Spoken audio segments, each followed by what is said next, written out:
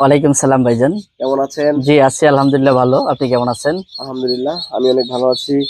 আমরা বসে আছি আপনার যে বাচ্চা শেড রয়েছে, সেই বাচ্চা শেডের মাঝেই। জি, এখানে যে বাচ্চাগুলো দেখতেছেন এটা হচ্ছে আমরা বাচ্চাটা হ্যাচারি থেকে বের হওয়ার পরে আমাদের এটা বাচ্চাটা যে স্থানে রাখি সেটা হচ্ছে বাচ্চার ঘর আর কি। আচ্ছা, আমার ডানে বামে সামনে পিছনে পুরা ঘরই তো বাচ্চাই ভর্তি। জি, এটা আমাদের হ্যাচারি থেকে আজকে প্রায় আপনার 15 থেকে 18 হাজার বাচ্চা বের হয়েছে। 15 থেকে 18 15 থেকে হাজার 18 হাজার বাচ্চা বের হয়েছে। এই বাচ্চাগুলো এখন বর্তমানে আমাদের বাচ্চার ঘরে নিয়ে আসছি আর এখান থেকে সমগ্র বাংলাদেশে ডেলিভারি দিব আর কি। আচ্ছা, এই যে এত বাচ্চা একসাথে আছে, এগুলো মারা যাবে না গরমে? না, এটা আসলে প্রথম অবস্থায় আপনারা জানেন যে একটি বাচ্চা যখন মাতৃ গর্ভধারণ করার পরে যখন বাচ্চাটা উৎপাদন হয় এবং বাচ্চা ডেলিভারি হয় তখন কিন্তু সে নিজেই পেতে চেষ্টা করে। তো সেক্ষেত্রে আমরা যদি একই প্রতি কূপে যদি 5,000 করে বাচ্চা রাখি তাহলে কোনো ধরনের সমস্যা ফার্স্ট টাইম হবে না। আচ্ছা, আজকে কত হাজার বাচ্চা বের হয়েছে?